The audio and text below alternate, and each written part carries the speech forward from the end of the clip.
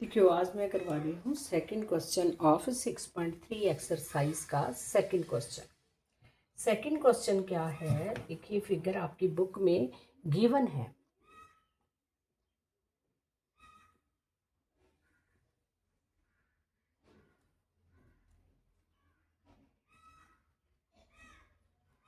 D B है।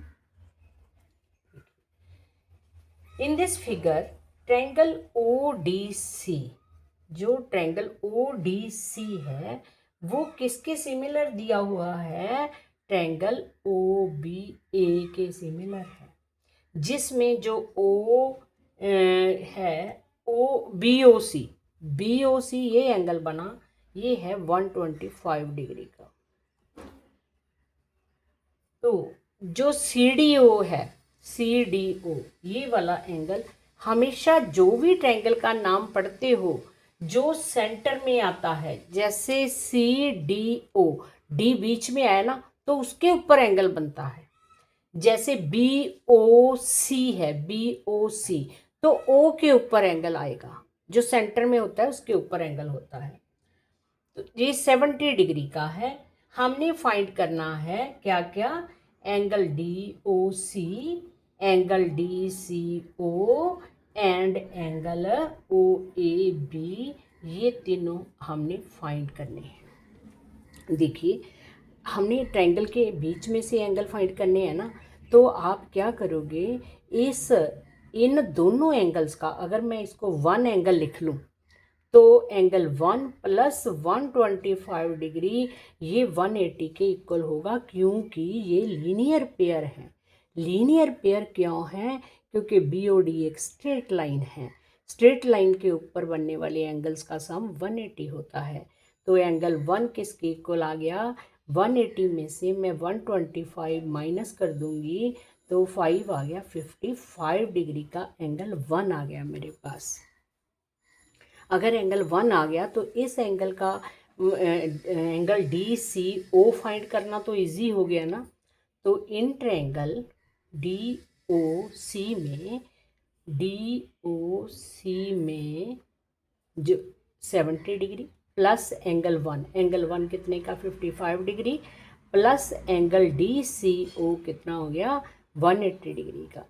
Angle in दोनों का सम कितना हो गया? 125 degree, plus angle D O C is equal to 180 degree, and angle D C O किसके इक्वल आ गया? 180 में से 125 माइनस हो जाएंगे तो हमारे पास आ गया 55 डिग्री। तो ये एंगल मेरे पास 55 डिग्री आ गया। तो हमने और कौन सा एंगल, एक तो डी सी ओ फाइंड करना था, एक डी ओ सी। डी ओ सी एंगल जो है वो मैंने उसका नाम क्या रखा है? डी ओ सी का एंगल 1 रखा है ना, तो ये भी 55 डिग्री का हो गया। एक मैंने फाइंड करना था O A B angle. O A B angle देखो किसके इक्वल होगा? ओ ए बी, क्योंकि ये दोनों ट्रायंगल सिमिलर हैं, ये हमें गिवन है। देखिए, एंगल हमने फाइंड करना था, हाँ, ओ ए बी। तो कौन कौन सी ट्रायंगल सिमिलर है? O D C and O B A. इसका मतलब डी एंगल किसके इक्वल है? बी के, और जो एंगल ए है वो एंगल सी के इक्वल है। एंगल ए जो है वो एंगल सी के इक्वल है। देखो गिवन में से देखोगे, क्योंकि ये ट्रायंगल दो सिमिलर है। सिमिलर ट्रायंगल्स के सभी एंगल सेम होते हैं, इक्वल होते हैं, और सभी साइड सेम रेशो में होती हैं। तो एंगल सी इसके अकॉर्डिंग जो है वो एंगल ए के इक्वल आएगा। एंगल ओ ए बी किसके इक्वल हो गया? जो एंगल सी है। एंगल सी मतलब जा कह लो डी ओ सी ओ, ये किसके इक्वल है? 55 डिग्री। क्यों? कॉरस्पॉन्डिंग एंगल ऑफ, क्रॉसपॉन्डिंग, इसको क्रॉसपॉन्डिंग बोलते हैं, जो जैसे सी और ए है। Corresponding angles of similar triangles, similar triangles. तो थर्ड क्वेश्चन देखिए, थर्ड क्वेश्चन क्या है आपकी बुक में? इसकी फिगर गिवन नहीं है मेरा ख्याल। तो ट्रेपीजियम है मेरे पास A B C D, A B C D एक ट्रेपीजियम है। जिसमें A B and D C दोनों आपस में पैरेलल हैं। डायगोनल जो A C and B D हैं वो दोनों आपस में इंटरसेक्ट कर रहे हैं ओ पॉइंट पे। सिमिलरली क्राइटेरिया यूज करके हमने प्रूव करना है O A upon O C equals to O B upon O D. हमने सिमिलर ट्रायंगल वाला कंसेप्ट प्रूव करना है सिमिलर ट्रायंगल से। तो ये दोनों लाइनें पैरेलल है ना, तो इसका मतलब ये वाला एंगल और ये वाला एंगल आपस में इक्वल होंगे। क्यों? क्योंकि ये अल्टरनेट एंगल हैं। जब दो पैरेलल लाइंस को कोई लाइन इंटरसेक्ट ज्वाइन कर रही है तो इस प्रकार अगर जेड बनता हो, जेड उल्टा भी बन सकता है, सीधा भी बन सकता है, तो ये एंगल आपस में इक्वल होते हैं। कॉरस्पॉन्डिंग का एक सिरा, जैसे एंगल 1 है उसका एक सिरा तो इंटरसेक्ट करने वाली लाइन को टच करता है और दूसरा पैरेलल लाइन को। इसी प्रकार जो एंगल 2 है इसका एक सिरा तो इंटरसेक्टिंग लाइन से टच करता है और दूसरा पैरेलल लाइन से टच करता है।